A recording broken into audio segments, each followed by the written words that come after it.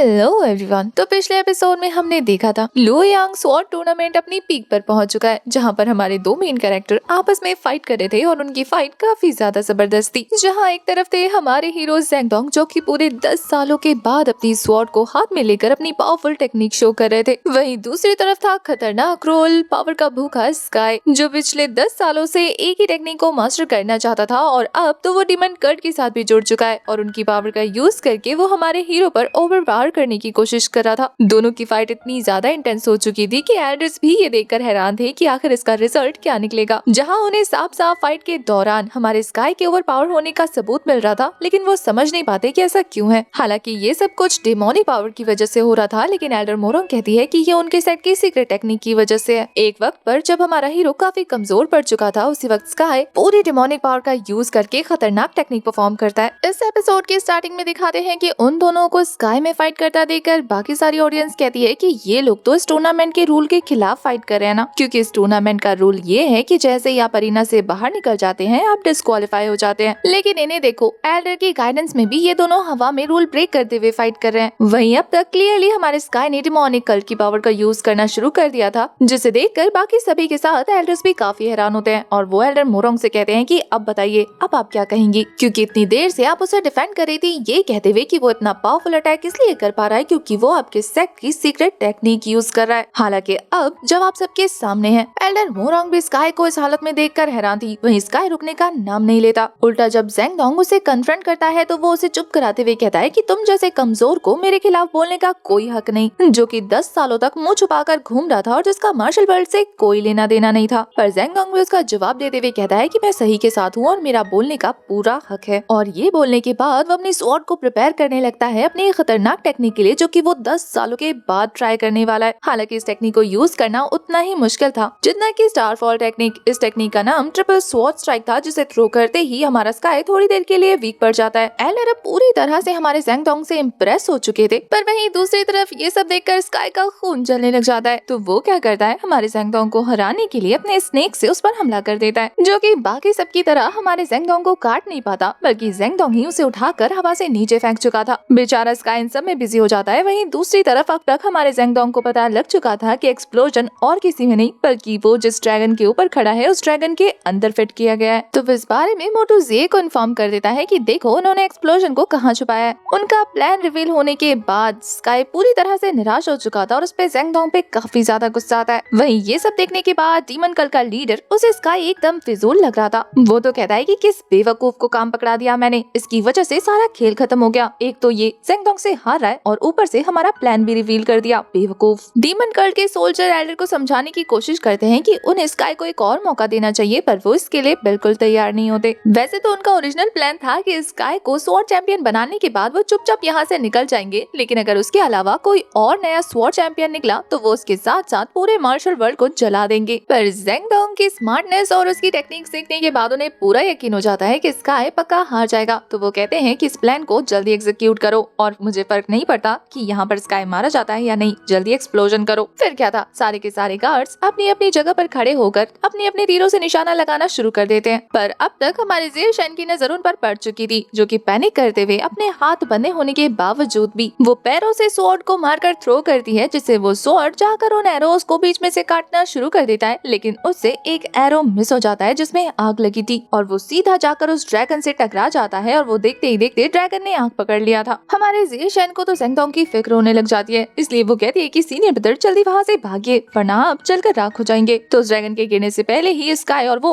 उस ड्रैगन से कूद पड़े थे और अब तक सारे एल्डर्स भी हरकत में आ जाते हैं। वो सिचुएशन को अपने हाथ में लेने के लिए चारों तरफ से अरीना के आसपास खड़े हो चुके थे, लेकिन अब तक काफी ज्यादा देर हो चुकी थी। वो आग से पकड़ा हुआ ड्रैगन जिसमें एक्सप्लोजन मौजूद था, वो सीधा आकर जमीन से टकरा जाता है और जबरदस्त धमाका होता है। इस धमाके में आधा अरीना जलकर राख हो चुका था। वहीं स्काई और ज़ेंगडोंग आसमान से नीचे गिरते हुए खुद को जैसे तैसे बैम्बूस से पकड़कर बचा लेते हैं। वहीं पहले वाला ड्रैगन तो एक्सप्लोड हो चुका था, लेकिन दूसरा वाला ड्रैगन अभी भी तेजी से लोगों की तरफ आ रहा था। ये देखने के बाद क्योतोंग और ज़े शेन मोर्चा संभालते हुए उस ड्रैगन को लात मारकर वहाँ से दूर करने का ट्राई करते हैं, लेकिन उसकी टेल अरीना से हिट होने वाली थी। ये देखकर बाकी तीनों एल्डर्स भी उनका हाथ बटाने के लिए पहुंच जाते हैं और उन्होंने सेफली उस ड्रैगन को वहाँ से दूर फेंक दिया था। मीनवाइल इधर हमारा ज़ू भी मोर्चा संभालते हुए वहाँ से सभी लोगों को दूर करता है, ताकि कोई भी अरीना के आसपास ना हो और लोग हर्ट ना हो। वहीं इन सब के बावजूद भी अरीना कोलैप्स करने लगा था, जहाँ अभी भी हमारा ज़ेंगडोंग और स्काई फंसे हुए थे। सभी एल्डर्स डिसाइपल्स मिलकर रोप से उस अरीना को टाई करके गिरने से बचाने वाले थे, क्योंकि उसी के ऊपर वो ड्रैगन मौजूद था जो जमीन पर गिरते ही एक और जबरदस्त ब्लास्ट कर देता। वैसे जितनी देर में बाकी सभी लोग पैनिक होकर उस अरीना को बचाने का ट्राई कर रहे थे, उतनी ही देर में ज़ेंगडोंग को हराने के लिए स्काई इतना ज्यादा पागल हो जाता है कि वो एल्डर मोरों के दिए हुए पिल्स को एक बारी में गटक लेता है, जिससे ऑब्वियसली उसकी डेमोनिक पावर और भी ज्यादा बढ़ जाती है और उसकी आंखें ग्लो करने लग गई थी। वो क्लियरली हमारे ज़ेंगडोंग को जान से मारना चाहता था। तो जैसे ही सारे के सारे लोग मिलकर अलीना को सिक्योर कर लेते हैं, तभी उन्हें ज़ेंगडोंग का ख्याल आता है और देखते ही देखते ज़ेंगडोंग को किक करके स्काई वापस से अरीना पर लैंड करा चुका था और अब तो बंदे में अलग ही कॉन्फिडेंस झलक रहा था। वो ज़ेंगडोंग को मारने के लिए अपनी स्वॉर्ड के साथ अपनी पावर रिलीज करते हुए प्रिपेयर कर लेता है। उसने स्वॉर्ड थ्रो करते हुए हमारे ज़ेंगडोंग को धमकी भी दे दी थी और अब वो पूरी तरह से पागलों की तरह बिहेव करते हुए कह रहा है कि मैंने इस अरीना में हर किसी को हरा दिया। इसका मतलब ये है कि अगला स्वॉर्ड चैंपियन मैं हूँ, जिसके आगे कोई नहीं टिक सकता। ये बोलकर पागलों की तरह हंसने लग गया था। वहीं उसके ऐसा बोलते ही आसमान में तेजी से फायरवर्क होने शुरू हो जाते हैं। ऐसा हमारे जू को लग रहा था, लेकिन पता चलता है कि ये फायरवर्क्स नहीं बल्कि फायर लालटेन है, जो कि हवा में छोड़े गए हैं, जो कि जमीन पर लैंड करते ही जबरदस्त ब्लास्ट करेंगे और ये पूरी जगह तहस नहस हो जाएगी। ऑब्वियसली ये प्लान डीमन कल्ट के लोगों का था, तो यहाँ पर क्योतोंग और जिएशन दोनों ही अपनी पूरी कोशिश करते हैं कि वो आसमान में ही इन लैंप्स को डिस्ट्रॉय कर दे और एल्डर्स भी उनका साथ जोरों शोरों से दे रहे थे। हालांकि वो लोग अरीना संभाल कर भी खड़े थे, तो यहाँ पर सारी जिम्मेदारी एल्डर मोरों को मिल जाती है। वहीं स्काई को डीमन कल्ट के लोगों का साथ देने के तौर पर ये सुनने को मिलता है कि उनके बीच की डील खत्म हो चुकी है और अब उसे खुद को खुद संभालना है, यानी कि अब वो उसके सपोर्ट में नहीं है। ये सुनकर स्काई को उन पर इतना ज्यादा गुस्सा आ रहा था कि इन्होंने अपने फायदे के लिए बस उसका इस्तेमाल किया और ये बात इस बेवकूफ को उनका काम निकालने के बाद पता लग रहा है। तो अब ये देख करके वो लोग उसे अबैंडन करने वाले हैं। वो उस लीडर से कहता है कि इस तरह मुझे अबैंडन करने की जरूरत नहीं, तुम जो चाहते हो मैं वो अभी कर दूंगा। इन सारे बेवकूफों को यहीं के यहीं निपटा दूंगा। अब ये सुनकर वो डीमन कल्ट लीडर तो काफी ज्यादा खुश हो जाता है, लेकिन बाकी सारे एल्डर्स जो कि अब तक स्काई पर ट्रस्ट करते आ रहे थे, वो कहते हैं कि हमने अपने घरों में एक सांप पाला हुआ था। उनकी बातें सुनने के बाद स्काई गुस्से से और भी ज्यादा भर जाता है और फिर वो एक फेक स्माइल करते हुए आसमान में जा रहे लकड़ियों को बीच में से काट कर नीचे गिरा देता है, ताकि वो उन सारे के सारे एक्सप्लोजन को जमीन पर लैंड होने दे सके सक्सेसफुली। स्काई को पता था कि वो मरने वाला है, लेकिन वो अपने साथ यहाँ पर मौजूद हर एक इंसान को मारना चाहता था, क्योंकि उसे लगता है कि किसी ने उसके साथ जस्टिस नहीं किया। उसकी बातें सुनने के बाद यहाँ पर हमारे हीरो ज़ेंगडोंग को फ्लैशबैक आने लगते हैं कि वो फिर से चेन में ट्रैप हो चुका है और यही सारी चीजें उसे अपने मास्टर से मिला देती हैं। वो सबकॉन्शियस माइंड में अपने मास्टर से मुलाकात कर रहा था। अब तक उसके साथ जो कुछ भी हुआ वो सब कुछ अपने मास्टर को बता देता है, बिल्कुल एक अच्छे बच्चे की तरह। वो कहता है कि मास्टर आपने देखा मेरी स्वॉर्ड टूट गई है और अब मैं चेन से ट्रैप हूँ। ये देखने के बाद उसके मास्टर उसे एक जोरदार मुक्का मारते हुए कहते हैं कि ये तो अच्छी बात है, अब मुझे तुम्हें पीटने का बहाना मिल गया। वैसे भी अगर तुम मेरे डिसाइपल होकर इतनी जल्दी हार मान सकते हो तो मैं तुम्हारी कुटाई 1 घंटे तक कर सकता हूँ। तो इसके बाद जैसे उसके मास्टर उसे पीटने के लिए हाथ बढ़ाते हैं, वो अपने चेन को तोड़कर रिलीज हो जाता है। ये इसी बात का सिंबल था कि वो अपने डर को कंट्रोल कर चुका है, जो कि उसे लग रहा था कि इतने सालों तक प्रैक्टिस ना होने की वजह से अब वो अपने सामने खड़े हुए इस पावरफुल स्वॉर्डमैन को नहीं हरा सकता। उसके मास्टर उसकी टूटी हुई स्वॉर्ड देखकर कहते हैं कि तुम जानते हो ना स्टारफॉल टेक्निक की पावर आखिर कहाँ से आती है। इसका लेना देना स्वॉर्ड से नहीं बल्कि आसमान में मौजूद स्टार से है। और आँख खोल कर देखो, पूरा आसमान सितारों से भरा है। तुम कितने पावरफुल हो सकते हो, इस टेक्निक को कितनी ताकत के साथ इस्तेमाल कर सकते हो। आज इस चीज का टेस्ट है और तुम्हें इस बात को प्रूव करना होगा कि मैंने एक अच्छा डिसाइपल क्रिएट किया है। फिर क्या था, अपनी मास्टर की बात सुनने के बाद वो पूरी तरह से जोश से भर जाता है और अपनी टूटी हुई स्वॉर्ड के साथ ही वापस से फाइट करने लगता है, जहाँ स्काई फिर से डेमोनिक पावर का यूज कर रहा था। और वहीं हमारा हीरो ज़ेंगडोंग अपनी आंखें बंद करके अपने मास्टर की सिखाई उस टेक्निक को याद करता है, जो कि था स्वॉर्ड की स्वॉर्ड। अपनी मेमोरी से उस टेक्निक को रिकॉल करने के बाद वो स्टार से एनर्जी खींचते हुए उसे पावर देने लगता है। और जब वो ये कर रहा था तब हर कोई उसके इस टैलेंट को देखकर हैरान रह जाता है, क्योंकि उसने देखते ही देखते आसमान में मौजूद सारे एक्सप्लोजन को फ्रीज कर दिया था। उसका कहना था कि वो हर किसी को बचाना चाहता है और उसके लिए खुद को सेक्रीफाइस करने को भी तैयार है। उसका यही कहना स्काई के खून में आग जला चुका था। वो ज़ेंगडोंग को रोकने के लिए फिर से स्टारफॉल टेक्निक का यूज करने लग गया था, लेकिन इस बार ज़ेंगडोंग की पावर सच में एक्स्ट्रा ऑर्डिनरी थी। वो उसे संभाल नहीं पाता और वहाँ पर जबरदस्त प्रेशर क्रिएट होना शुरू हो जाता है। ये प्रेशर फिर इतनी तेजी से रिलीज हुआ था कि एक्सप्लोजन के साथ साथ एल्डर्स भी चारों खाने चित हो चुके थे। इतने पावरफुल एल्डर्स और हमारे हीरो के एक ब्लो की वजह से सारे के सारे काफी दूर जाकर गिरते हैं। यहाँ तक कि स्काई, जिसके लिए किसी को भी हरा पाना बहुत ही आसान था, वो भी हमारे ज़ेंगडोंग के इस प्रेशर की वजह से खुद को संभाल नहीं पाता और हिट होकर काफी दूर जाकर गिरता है। हालांकि वो हार चुका था, लेकिन वो फिर भी हंसते हुए कहता है कि कोई फायदा नहीं है, तुम किसी को नहीं बचा सकते, बेशक से तुम जीत जाओ, यहाँ पर हर कोई मरने वाला है क्योंकि अभी भी काफी सारे एक्सप्लोजन जमीन की तरफ आ रहे थे। पर हमारा ज़ेंगडोंग उसे धमकी देते हुए कहता है कि बच्चे, अभी तो मैंने सिर्फ शुरुआत की है, अभी तो तुझे स्टारफॉल टेक्निक की काफी जबरदस्त पावर दिखाना बाकी है। और ये बोलते हुए वो आसमान में मौजूद सभी एनर्जी का इकट्ठा करते हुए उन एक्सप्लोजन को एक लाइन में अलाइन करने लगता है और वो सारे उसके ऑर्डर्स को फॉलो करने लगते हैं क्योंकि उसका प्रेशर इतना ज्यादा एक्सट्रीम हो चुका था। वो सारे एक्सप्लोजन को कंट्रोल करते हुए उन्हें स्काई की तरफ थ्रो करना शुरू कर देता है। हालांकि वो ये देखकर बहुत ज्यादा हैरान था और खुद को प्रोटेक्ट करने के लिए वहाँ पर बैरियर क्रिएट कर देता है, पर इससे कोई फायदा नहीं होता। स्काई का बैरियर किसी काम का नहीं था। एक एक करके एक्सप्लोजन उसके आसपास ब्लास्ट होते जा रहे थे और देखते ही देखते वो वहीं खत्म हो जाता है। उसके मरने के बाद एल्डर मोरोंग कहती है कि अच्छा हुआ इस कमीने के साथ हमारे सेक्ट के साथ साथ बाकी सारे सेक्ट का भी नाम मिट्टी में मिला दिया इसने, डीमन कल्ट के साथ जुड़कर। एल्डर मोरोंग को यहाँ पर हमारे ज़ेंगडोंग पर भी गुस्सा आ रहा था। ज़ेंगडोंग के इतना कुछ करने और खुद की लाइफ को सेक्रीफाइस करने के बावजूद भी एल्डर मोरोंग के दिल से ज़ेंगडोंग को लेकर जरा सी भी नफरत कम नहीं होती, बल्कि वो तो उसे और भी कड़ी सजा देने को कहती है क्योंकि उसने अपने सालों पहले ली हुई शपथ को तोड़ दिया था। और ये सुनने के बाद एक काफी ज्यादा ओल्डर एल्डर सामने आते हुए कहते हैं कि आप गलत हैं एल्डर मोरोंग, आप जानती हैं कि सालों पहले स्काई ने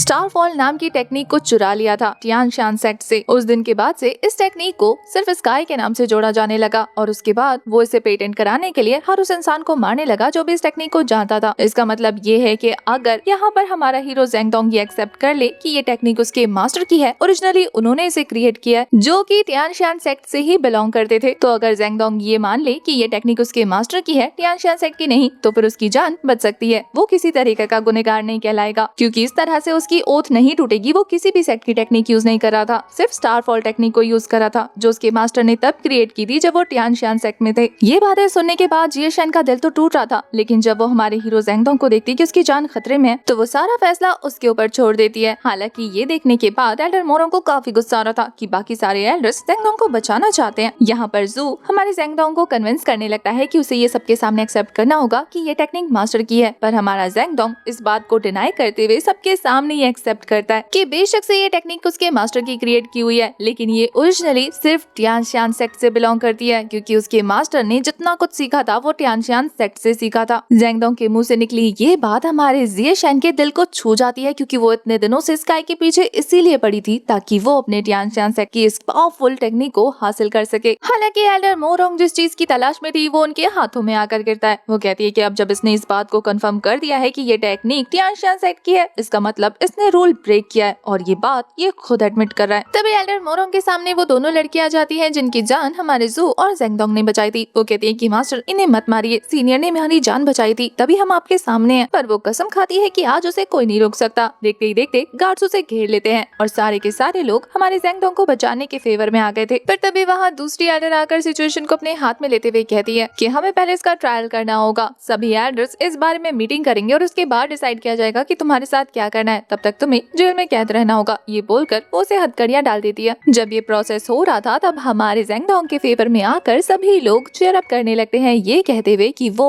हमारा स्वॉर्ड चैंपियन है। फाइनली उसका सपना पूरा हो चुका था। उसने जो इतने सालों का सपना देखा था कि वो स्वॉर्ड मास्टर बनना चाहता है, फाइनली वो बन गया। लेकिन हालांकि इस सिचुएशन में पहुंचने के बाद उसे कैद कर लिया जाता है। नेक्स्ट मॉर्निंग अरीना की सफाई हो रही थी जो कि खंडहर हो चुका था। स्काई की लाश को वहाँ से घसीट कर ले जाया जा रहा था। तभी देखते ही देखते उसे ले जाने वाले डिसाइपल्स को कोई जान से मार देता है और हमें स्काई के पास से उसका वो पालतू पेट निकलते हुए दिखाते हैं जो कि हमें लग रहा था कि मारा गया होगा। तभी एक हुडेड पर्सन उसके पास आता है और स्काई से कहता है कि लगता है तुमने काफी नींद ले ली है, अब तुम्हारे उठने का टाइम हो गया है। उसके इतना कहना था कि स्काई के फिंगर्स को मूव कराते हुए दिखाते हैं। इसका मतलब अभी तक इसका खेल खत्म नहीं हुआ।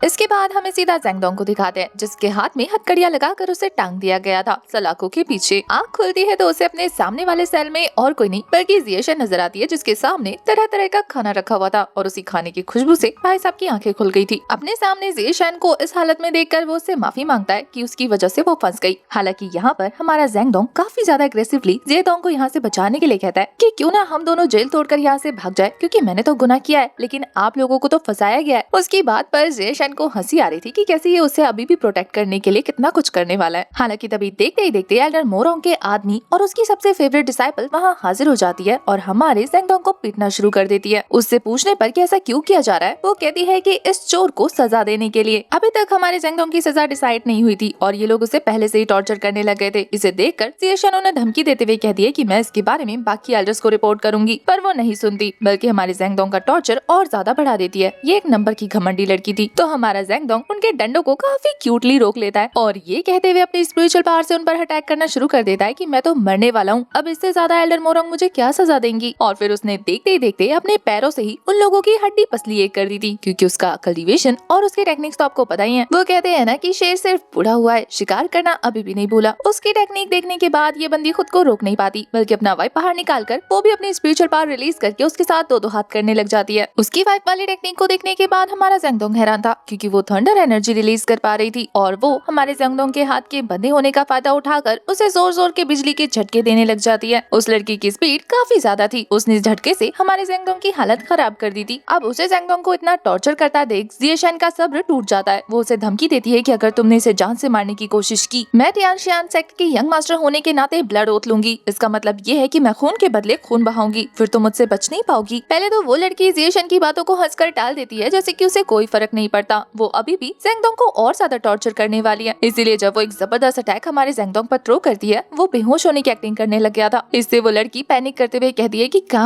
मैंने इसे सच में मार दिया। और फिर जब वो चेक करने के लिए हमारे ज़ेंगडोंग के पास पहुंचती है तो पता चलता है कि ये तो बस ज़ेंग की चाल थी। उसने चालाकी से अपने हाथ में मौजूद हथकड़ियां खोल ली थी और वो उसी से उस लड़की के पास आने पर उसे ट्रैप कर देता है। इतना ही नहीं, वो बड़ी ही चालाकी के साथ उसके वाइप से ही उसको लटका देता है, जैसे कि वो खुद बंधा हुआ था। उसकी ये कलाकारी हमारे जिएशन ने पहली बार देखी थी, तो वो हैरान होते हुए कहती है कि तुमने अपनी हथकड़ी कैसे खोली। ज़ेंगडोंग भी लाइक, मैं तो और भी बहुत कुछ खोल सकता हूँ, मेरे लिए ये नया थोड़ी है। तभी देखते ही देखते वहाँ पर एक और अनोनिमस लड़की की एंट्री होती है। ये किसी तरीके की कोई एल्डर लग रही है, जो कि ज़ेंगडोंग को आते ही पहचानते हुए कहती है कि तुम सच में मोतियान हाउ के डिसाइपल लग रहे हो। आखिर ये कलाबाजियाँ और ये चालाकियाँ एक चोर के डिसाइपल के अंदर नहीं होंगी तो किसके अंदर होंगी। वहीं इसी के दूसरे सीन में हमें हमारे सेकंड हीरो जू को दिखाते हैं। वो अपने सामान और अपने सीनियर ब्रदर के सामान को पैक करके कहीं जाने की तैयारी कर रहा था। तभी वहाँ धुएं की आंधी उड़ाते हुए हीरो अलायंस ग्रुप की एंट्री होती है, जो कि आते ही हमारे हीरो को डरा देते हैं। वो उनसे टकरा कर अपने सामान के साथ ही बिखर जाता है। उन दोनों मास्क मैन को वहाँ देखकर हमारा जू हैरान था। वो कहते हैं कि हाँ, मैं जानता हूँ कि तुम हमें पहचान गए होंगे, हम हीरो अलायंस ग्रुप से हैं और हम भी ज़ेंगडोंग को बचाना चाहते हैं। अब हमारे जू के पूछने पर कि प्लान क्या है, वो कहते हैं कि हमें ग्वानसोंग से जाकर मिलना होगा। जू पूरी तरह से तैयार था उनके साथ जाने के लिए, लेकिन तभी उसके डोर पर कोई नॉक करता है और हवा की तेजी के साथ वो हीरो अलायंस ग्रुप के लोग वहाँ से 9-11 हो जाते हैं। पता चलता है कि दरवाजे पर और कोई नहीं बल्कि क्योतोंग है, जिसका नया लुक देखने के बाद हमारा जू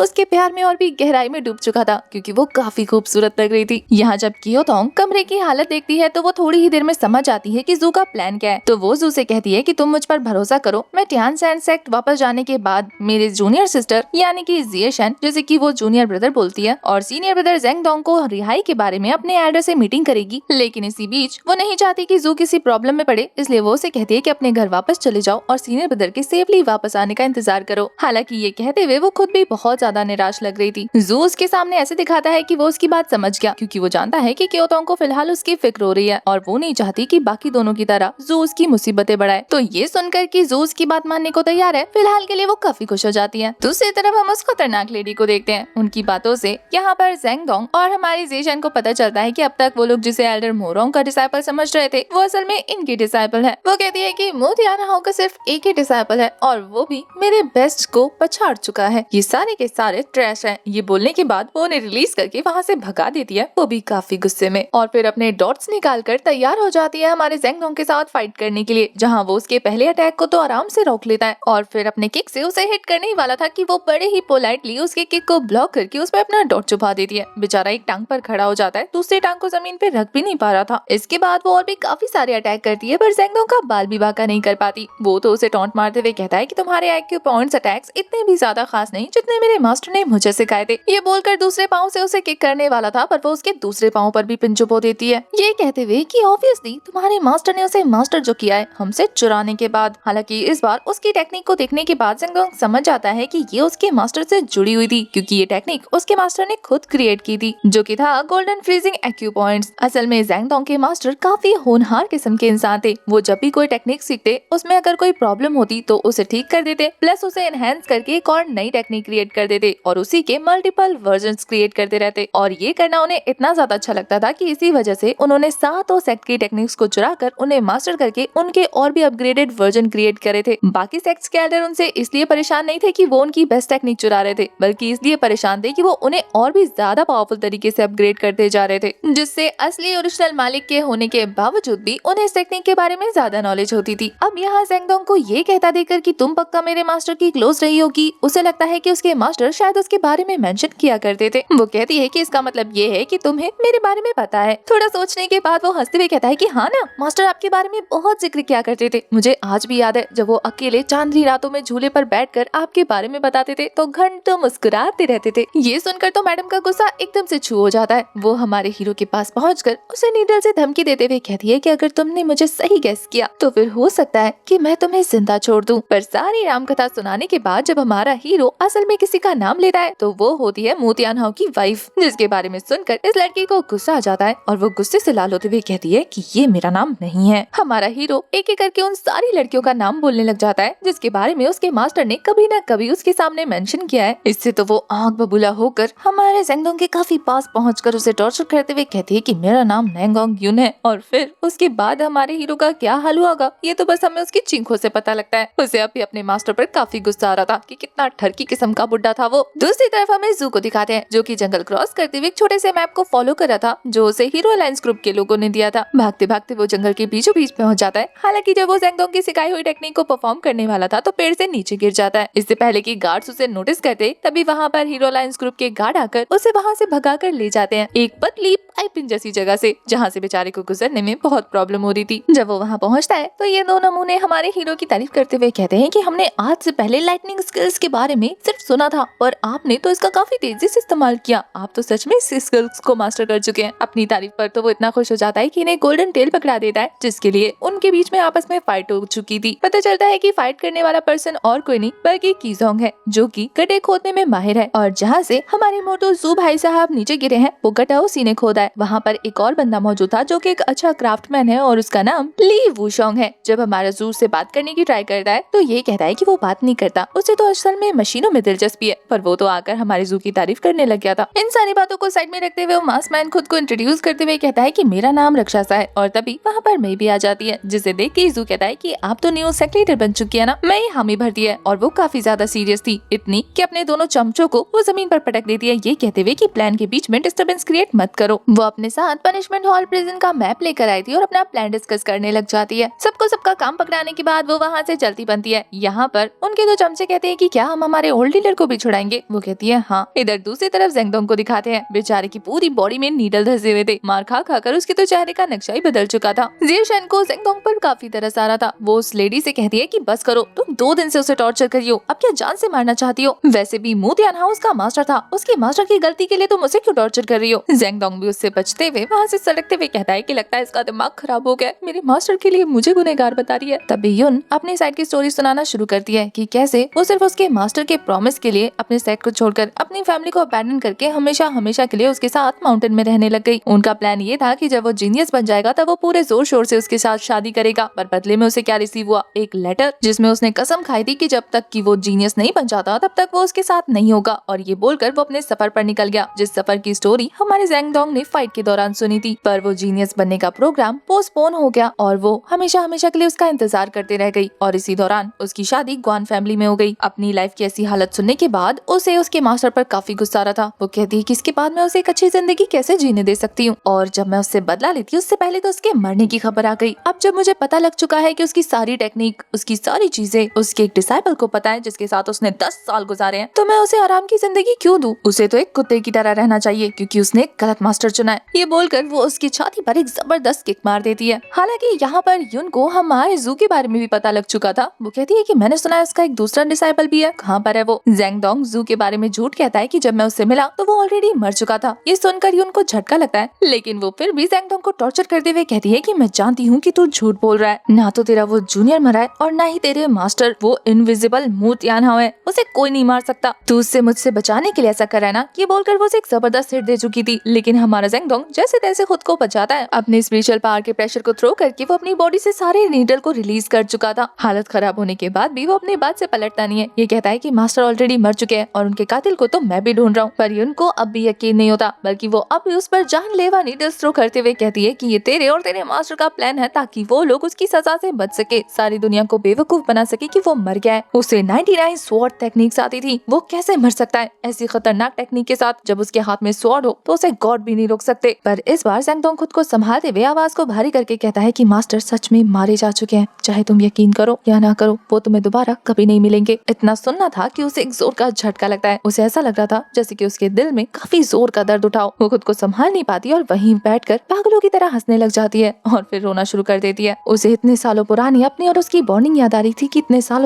सालों से बस वो इस दिन का इंतजार कर रही थी कि उसे उसके मरने की खबर सुनाई दे। वो इस न्यूज को हैंडल नहीं कर पाती और देखते ही देखते उसका ऑरा काफी डेमोनिक हो चुका था। पर तभी वहाँ पर एक गार्ड की एंट्री हो जाती है जो कि यून को आकर बताता है कि सेक्ट लीडर उसे बुला रहे हैं। तो वो काफी क्रीपी स्माइल करते हुए वहाँ से चली जाती है। इसी के नेक्स्ट सीन में हमें डीमन कल्ट के लीडर को दिखाते हैं जो कि किसी और कल्ट लीडर से मिलने आया था। वहाँ पर मौजूद सारे ही लोग काफी खतरनाक गुंडे लग रहे थे। वहीं जिस मिस्टीरियस पर्सन से वो बंदा मिलने आया था वो भी काफी खतरनाक लग रहा था। उसके पास लिटरली बहुत ही पावरफुल बीस्ट थे जिसे उसने पेट की तरह रखा हुआ था। पता चलता है कि अब तक डीमन कल्ट के लीडर ने जो भी प्लान बनाया था उसमें ये बंदा भी शामिल था, जो कि उसके फेस पर कट लगाते हुए कहता है कि तुमने बहुत बड़ी गलती की है जिसके लिए अब मैं तुम्हारे सेक्ट लीडर से मुलाकात करूंगा। इट मीन्स कि ये डीमन कल्ट का लीडर नहीं है बल्कि इसके ऊपर भी एक और बंदा है जो कि इसे कंट्रोल कर रहा है। डीमन कल्ट के लीडर को वहाँ से भेजने के बाद अब ये बंदा गुस्से में अपने आदमियों को ऑर्डर देता है कि अब बारी हमारे खुद के मैदान में कूदने की है। इन्होंने काफी काम खराब कर दिया है, अब मुझे ही सामने आकर चीजों को हैंडल करना होगा। हमें सेंट्रल रीजन्स के गार्ड को दिखाते हैं जिन्हें जंगल में कोई हलचल सुनाई देती है तो वो काफी सारे मिलकर वहाँ पर पेट्रोलिंग करने आते हैं। आसपास से हलचल का साउंड काफी बढ़ चुका था। वो सभी भी अपने अपने वेपन के साथ चौकन्ना हो जाते हैं, लेकिन जो पर्सन उन पर नजर रख रहा था वो अपने स्वॉर्ड के हैंडल से जहाँ पर की लायन का हेड बना हुआ था वहाँ से एक अजीब सा साउंड रिलीज करता है जिससे गार्ड्स हिप्नोटाइज हो जाते हैं और वो उसी मौके का फायदा उठाते हुए अपनी स्वॉर्ड से एक एक की गर्दन उड़ानी शुरू कर देता है। वो भी ये कहते हुए कि इन लोगों की मार्शल आर्ट में कोई दम नहीं है, मुझे तो लगा था कि कुछ खास होंगे, इनसे फाइट करके तो हम खुद की बेइज्जती कर रहे हैं। ये बोलते हुए वो एक एक करके सभी को निपटाने लग जाता है। वो काफी ज्यादा खतरनाक लग रहा था और लास्ट में सिर्फ एक ही गार्ड बचता है जो कि जान बचाकर वहाँ से भागने की कर रहा था। पता चलता है कि ये बंदा और कोई नहीं बल्कि ताई हैंग बैंडिट ग्रुप से है और हमने इससे पहले जिस खतरनाक मिस्टीरियस से पर्सन को देखा था जिसके पास बड़े बड़े पेट बीट्स थे वो असल में ताई हैंग माउंटेन बैंडिट का ग्रुप लीडर है जो कि अपने भाइयों के साथ इस ग्रुप को लीड करते हुए वहाँ तक पहुँच जाता है। उस बंदे के पालतू बीस्ट के रोर करने की वजह से जो साउंड क्रिएट होता है उससे वो अकेला बचा हुआ सोल्जर डिस्ट्रैक्ट हो जाता है और उसके भाई मिलकर उसका खेल खत्म कर देते हैं। अब ये सारे के सारे भाई मिलकर सेंट्रल रीजन को अपने अंडर लेना चाहते हैं, पूरी तरह से उस पर कंट्रोल करना चाहते हैं। तो बस फिर क्या फाइट के लिए साजिशें रचना शुरू कर चुके थे। यही इसी के उलट हमें पनिशमेंट हॉल का सीन दिखाते हैं जहाँ पर मैं अपने प्लान को अंजाम देने के लिए सबसे पहले ज़ेंगडोंग और जेशन से मिलना चाहती थी, पर वो जैसे ही पनिशमेंट हॉल के अंदर पहुँचती है वो लड़की जिसने ज़ेंगडोंग के साथ फाइट की थी वो उसका रास्ता रोककर कहती है कि माफ कीजिए, सेक्ट मास्टर ने आपको अंदर जाने से मना किया है। उन्होंने कहा है कि उनके अलावा किसी और सस्पिशियस इंसान को अंदर ना जाने दिया जाए। इस पर मैं भड़कते हुए कहती है कि मैं एक सेक्ट की लीडर हूँ और तुम मुझे सस्पिशियस कह रही हो। तुम्हें क्या लगता है कि मैंने जिसे अरेस्ट करवाया मैं उसे आजाद करवा दूंगी? पर वो लड़की कुछ भी सुनने को तैयार नहीं थी, बल्कि वो तो सीधा सीधा धमकी देने पर उतर जाती है कि अगर आप पीछे नहीं हटी तो मुझे सेक्ट लीडर को इसके बारे में रिपोर्ट करनी होगी। तो मैं उसे सबक सिखाने के लिए अपनी स्वॉर्ड बाहर निकाल कर धमकाना चाहती थी, पर वो लड़की भी कम नहीं थी बल्कि अपने वाइफ से थंडर रिलीज करते हुए कहती है कि मैं फाइट के लिए तैयार हूँ, अगर आप लड़ना चाहती हैं तो बेशक से लड़ लीजिए, लेकिन मैं आपको अंदर जाने नहीं दूंगी। ये बोलकर वो फाइट के लिए तैयार होने के साथ साथ गार्ड्स को ऑर्डर देती है कि इमरजेंसी गार्ड्स जो कि यहाँ पर पहरे दे रहे हैं सबको इकट्ठा करो, मुझे बैकअप चाहिए, क्योंकि एक सेक्ट लीडर होने की वजह से मैं कितनी ज्यादा पावरफुल होगी कि किसी को बताने की जरूरत नहीं। देखते ही देखते पूरे पनिशमेंट हॉल में जहाँ पे भी गार्ड्स मौजूद थे वो सारे के सारे पनिशमेंट हॉल के अंदर मे के सामने हाजिर होने लग जाते हैं। वहीं एक जगह से छुपकर हीरो अलायंस ग्रुप के बाकी सारे मेंबर इस नजारे को देख रहे थे। वो बताते हैं कि ये असल में मे की चाल थी और उसने अपनी चाल अच्छे से चली, अब हमारी बारी है। अब इसके बाद सभी लोग की सॉन्ग को देखने लग गए थे। वो कहता है कि अरे मेरी तरफ क्यों घूर रहे हो, क्योंकि गड्ढा खोदने की बारी उसकी थी। तो वो कहता है कि मेरी तरफ घूरने से अच्छा है कि तुम लोग नीचे देखो, क्योंकि मैं ऑलरेडी अपना काम निपटा चुका हूँ। और उसका ऐसा कहना था कि जमीन हटती है और वो सभी लोग स्लाइड करते हुए कहीं और पहुँच जाते हैं। इधर वो लड़की अपनी पूरी ताकत से मे पर हमला करती है, पर वो तो गो की गोटियों का ही यूज करके उस लड़की को काफी बुरी तरीके से पीछे धकेल चुकी थी। इतना देखकर ही वो लड़की समझ आती है कि उसका मई के साथ कोई मुकाबला नहीं। तो वो बाकी सारे गार्ड से कहती है कि एक साथ हमला करो, खड़े खड़े देख क्या रहे हो, इन्हें रोकना मुश्किल है। तो वो सारे के सारे गार्ड्स मिलकर उस लड़की के ऑर्डर पर एक साथ मई पर चारों तरफ से हमला करना शुरू कर देते हैं। फिर क्या था, मई भी उन्हें दिखा देती है कि आखिर वो सेक्ट लीडर क्यों है। काफी फुर्ती के साथ उन पर गोटियों से हमला करते हुए उन सभी को एक ही बार में ढेर कर चुकी थी। उसके स्किल्स इतने ज्यादा अमेजिंग थे कि ये लोग एक खरोच भी नहीं मार पाते और वो उन्हें मार मार कर अधमरा करके वहीं ढेर कर देती है। उन सभी के बिखरने के बाद वो तेजी से उसी लड़की की तरफ आगे बढ़ रही थी जो डर से पीछे हटने लग गई थी। पर यहाँ पर अभी भी मे के पास एक गोटी बची थी जिसका इस्तेमाल कर वो उसे बेहोश करने वाली थी। पर तभी अचानक से वहाँ पर एक नीडल थ्रो होता है जो कि उसके अटैक को काउंटर करके वहीं डिस्ट्रॉय कर चुका था। पता चलता है कि ये अटैक करने वाली और कोई नहीं बल्कि युन है, जो कि उसे देखकर कहती है कि एक बात बताओ मी, तुम्हारा तो यहाँ आने का कोई मतलब नहीं बनता, तो फिर तुम यहाँ क्या कर रही हो? और ये बोलने के बाद वो उसे इतनी जल्दी इतने यंग एज में एक सेक्ट का लीडर होने के लिए टॉन्ट मारते हुए कह रही थी कि कहीं तुमने तो अपने ओल्ड एल्डर को नहीं मार दिया ताकि तुम्हें ये पोजीशन जल्दी मिल जाए, या फिर ज़ेंगडोंग के साथ मिली हुई तो नहीं हो, वरना इतनी डेस्परेट क्यों हो उससे मिलने के लिए। उसकी ऐसी जहरीली बातें सुनने के बाद मैं समझ गई थी कि उसका सामना किससे हो रहा है, तो वो काफी सारे गेम पीस के साथ रेडी हो जाती है। उधर से युन ने भी अपने गोल्डन नीडल बाहर निकाल लिए थे और उन दोनों के बीच में हमें काफी जबरदस्त फाइट देखने को मिलती है। मल्टीपल गोटियों का जवाब मल्टीपल नीडल्स के साथ दिया जा रहा था और ये सारे के सारे नीडल्स जब जमीन पे गिरते हैं तो गार्ड्स की हालत खराब होने लगती है। इस इमेज फाइट करते करते युन ओवर पावर कर चुकी थी। वो अपने नीडल से पूरी तरह से मेरे को डिस्ट्रैक्ट करती है और दरवाजा खोलकर कहती है कि अगर तुमने कलेक्ट कर ली है सारी की सारी बॉडियां तो यहाँ से जा सकती हो, कल दोबारा आ जाना। मतलब कि वो इनडायरेक्टली उसे ये कह रही थी कि वो इस फाइट को और ज्यादा नहीं खींचना चाहती, तो चुपचाप में यहाँ से चली जाए। मैं भी स्माइल करते हुए वहाँ से निकल जाती है क्योंकि उसे लग रहा था कि उसका काम हो चुका। वहीं दूसरी तरफ उसके टीम को दिखाते हैं जो कि जमीन फाड़ते हुए वहाँ से बाहर निकल चुके थे। उनकी मुलाकात वहाँ पर मौजूद 2 गार्ड से भी होती है जो कि बाकी सारे गार्ड्स को बुलाने जाने वाले थे, लेकिन उससे पहले ही वो शुआंग काफी तेजी से किसी धुएं की तरह उन दोनों को मारकर बेहोश कर देता है और तभी रास्ते की तलाश में मैप को फॉलो करते हुए उन लोगों को लीड करने लग गया था। लेकिन तभी आगे बढ़ते हुए हमारे जू को कुछ नोटिस होता है। वो कहता है कि हम जहाँ से आए वहाँ की मिट्टी काफी सूखी थी, लेकिन यहाँ की मिट्टी रेडिश है और काफी अजीब सी धसधसी सी है। ऐसा लग रहा है जैसे कि यहाँ पर गड्ढा खोदा गया हो। जू के कुछ भी बोलने से पहले जब उसका टीम मेंबर वहाँ पर मौजूद मिट्टी को छू कर चेक करने जाता है तभी एक धागा ऊपर की तरफ उठता है जिसमें बेल लगी हुई थी और हमारे जू को समझते देर नहीं लगती कि यहाँ पर उनके लिए ट्रैप बिछा हुआ है। तो वो अपने ग्रुप मेंबर से कहता है कि खड़े खड़े मुंह मत देखो, बल्कि यहाँ से 9 तो 11 होने की तैयारी करो, क्योंकि उनके ऐसा बोलते ही वहाँ की जमीन धीरे धीरे खिसकनी शुरू हो चुकी थी। फिर क्या था, बाकी सारे इतनी तेजी से दौड़ लगाते हैं कि हमारे जू को ही पीछे छोड़ देते हैं। अब दूसरी तरफ जो कि उनकी टीम को लीड करा था वो शुआंग, वो भी उल्टे पांव दौड़ते हुए कहता है कि जल्दी से निकलो यहाँ से, क्योंकि पीछे बहुत सारे गार्ड्स हमारा पीछा करने लग चुके हैं, वो भी हथियारों के साथ। फिर क्या था, ये लोग उल्टी डायरेक्शन में दौड़ना शुरू कर देते हैं। दोनों तरफ से काफी बुरी तरीके से फंस चुके थे। रास्ता क्रॉस करने से पहले ही उनके सामने एक लोहे की दीवार आती है जो कि उनके रास्ते को ब्लॉक कर लेती है और वो लोग अब इनके निशाने पर थे। गार्ड्स ने इन लोगों को हैंड्स अप करके इन पर शूट करना शुरू कर दिया था। बाकी सारे लोग तो तब भी अटैक को डॉज करने की तैयारी कर रहे थे, लेकिन कीजोंग को दिखाते हैं जो कि अपनी जगह पर पूरी तरह से स्टिल था।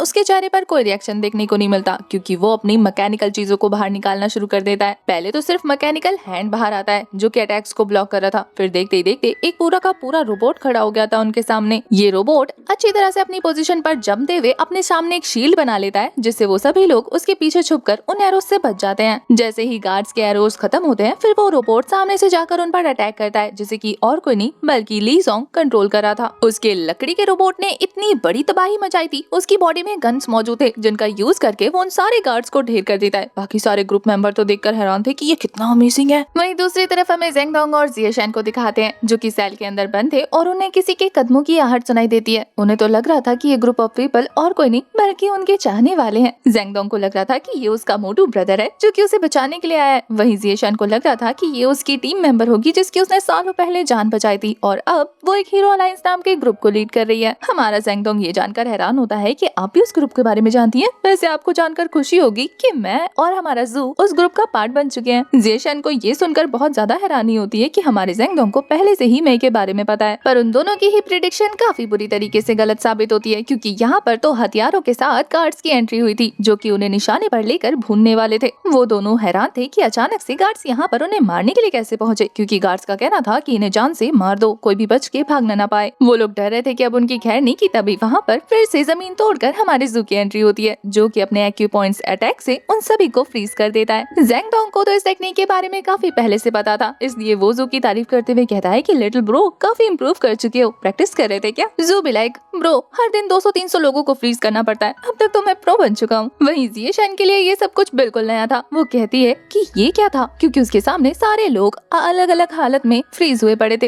इसके बाद नेक्स्ट सीन हमें पनिशमेंट हॉल का दिखाया जाता है जहाँ पर सभी सेक्ट के डिसाइपल से लेकर एल्डर्स से लेकर छोटे छोटे डिसाइपल्स गार्ड सभी लोग मौजूद थे। 8 सेक्ट और 7 क्लैंस मौजूद थे जिन्हें की लीड करे थी मिसेस ग्वान यानी कि युन। सभी एल्डर्स हैरान थे कि अचानक से इमरजेंसी मीटिंग बुलाने की क्या जरूरत थी, पर एल्डर मोरोंग तो भाग जाती है। वो कहती है कि पक्का वो चोर ज़ेंगडोंग प्रिजन तोड़कर यहाँ से भाग गया होगा। एल्डर युन उनकी बातों से हैरान होते हुए कहती है कि आपने सही गेस किया, पता नहीं कैसे लेकिन आप सही हैं। एक मिस्टीरियस सा ग्रुप आया था उसे बचाने के लिए जो पनिशमेंट पनिशमेंट हॉल में चोरी छुपे छुपकर उसे यहाँ से बचा कर ले गया। तभी वहाँ पर मेई की एंट्री होती है, जो कि सभी एल्डर्स के सामने कहती है कि यहाँ पर अगर कोई गुनहगार है तो वो जेंगडोंग और जिएशन नहीं, जो कि सेल छोड़कर भाग गए थे, बल्कि असल में युन है, जो कि असल में उन दोनों को टॉर्चर कर रही थी, वो भी सीक्रेटली। क्या पता उसी ने उन्हें गायब कर दिया हो जान से मारने के बाद। सभी एल्डर्स को मेई की बात पर यकीन होने लग गया था, क्योंकि वो एक दिन पहले ही विजिट करके आई थी। पर एल्डर युन कहती है कि मैंने उन दोनों में से किसी को टॉर्चर नहीं किया। तुम कैसे कह सकती हो कि मैंने जिएशन को हाथ लगाया, जबकि मैं उसके सेल में भी नहीं गई, और इस बात की गवाही मेरे गार्ड्स दे सकते हैं। तभी वहाँ पर देखते ही देखते जेंगडोंग, जू, जिएशन और क्योतोंग की एंट्री होती है। जेंगडोंग कहता है कि वो जिएशन नहीं है जिसको आप टॉर्चर कर रही थी, बल्कि मैं हूँ। ये बोलकर अरीना में एंटर करता है और अपने घाव सभी गार्ड्स को दिखाने लगता है, ये कहते हुए कि इन्होंने मुझे पूरे 2 दिन तक टॉर्चर किया, और शायद अगर मैं जेल से नहीं निकलता तो ये मुझे जान से भी मरवा देती, क्योंकि असल में मिस्टर ग्वान को मारने वाली और कोई नहीं बल्कि यही है, जो कि अपना इल्जाम जिएशन के ऊपर थोपकर खुद इन सारी झंझरों से बचना चाहती है। इसके बाद वो सबको अपनी थ्योरी एक्सप्लेन करने वाला था, वो भी जिएशन से परमिशन लेने के बाद, जो कि अपनी लड़कियों के गेटअप में सबके सामने थी। हमारा जेंगडोंग सबके सामने ये रिवील करता है कि ये एल्डर ताइहान बैंडेड ग्रुप के साथ मिलकर अपने ही हस्बैंड को जान से मरवा चुकी है। और जैसे ही वो सीन के बारे में थोड़ी सी मिस इन्फॉर्मेशन शेयर करता है, ये खड़े होते हुए कहती है कि ऐसा कुछ नहीं हुआ था, जिससे सभी को पता लग जाता है कि जेंगडोंग बिल्कुल सही है। यहाँ पर मेई ये बात भी रिवील करती है कि उसके सेक्ट लीडर को मारने वाली और कोई नहीं बल्कि एल्डर युन है, और उन्होंने ऐसा क्यों किया ये इन सभी में से किसी को पता नहीं चल रहा था। अब एल्डर युन पूरी तरह से फंस चुकी थी, इसीलिए वो आसपास तोड़फोड़ करके उन बातों को अवॉइड करने का ट्राई करती है। वहीं दूसरी तरफ हमें ताइहान बाउंडेड ग्रुप को दिखाते हैं, जो कि अब तक सेंट्रल रीजन के काफी क्लोज पहुंच चुके थे। वहाँ पर धाबा बोलने के लिए रास्ते में पड़ रहे सारे गार्ड्स को वो निपटाते जा रहे थे। वहीं पनिशमेंट हॉल के अंदर का सीन दिखाते हैं, जहाँ पर सभी गार्ड्स के कन्फ्रंट करने के बाद एल्डर युन फाइनली इस बात को एक्सेप्ट कर लेती है कि इन सारी साजिशों के पीछे वो खुद है। उन्होंने ही उस जगह को साफ करवाया था, और वहाँ पर जिएशन के खिलाफ सबूत भी उन्होंने ही पेश किए थे। हालांकि वो इस बात को हंसते हंसते एक्सेप्ट कर लेती है कि वो ताइहान बैंडेड ग्रुप के साथ मिली हुई है। उनके ऐसा कहते ही उन लोगों ने उन्हें प्रिजन में कैद कर दिया था, लेकिन अब तक वहाँ पर उस ग्रुप की एंट्री हो चुकी थी, जो सभी सेक्ट लीडर्स को बाहर आकर फाइट करने के लिए ललकार रहे थे। उन्होंने पनिशमेंट हॉल को चारों तरफ से घेर लिया था। तभी उस बैंडेड ग्रुप के लीडर यानहुए अनाउंसमेंट करते हुए कहता है कि 7 क्लैंस और 8 सेक्ट्स सामने आ जाए, क्योंकि मैं उन्हें ललकारा हूँ। और उसके बीच ने भी जोर जोर से रोर करना शुरू कर दिया था, जिसकी आवाज सुनकर बाकी सारे लोग कंफ्यूज और डिस्ट्रैक्ट हो रहे थे। उनके लिए खड़ा होना भी इतना मुश्किल हो रहा था। सारे सेक्ट लीडर एकजुट होकर उसके साथ फाइट करना चाहते थे, और इसी डिस्ट्रैक्शन का फायदा उठाते हुए युन फिर से अपने गोल्डन नीडल को थ्रो कर देती है हमारे जेंगडोंग की तरफ, जो कि उसके काफी पास पहुंच चुका था। और बस इसी सीन के साथ हमारा ये वाला पार्ट हो जाता है खत्म। आपको इस पार्ट की एक्सप्लेनेशन कैसी लगी कमेंट करके जरूर बताना। तब तक के लिए bye bye, tata, take care.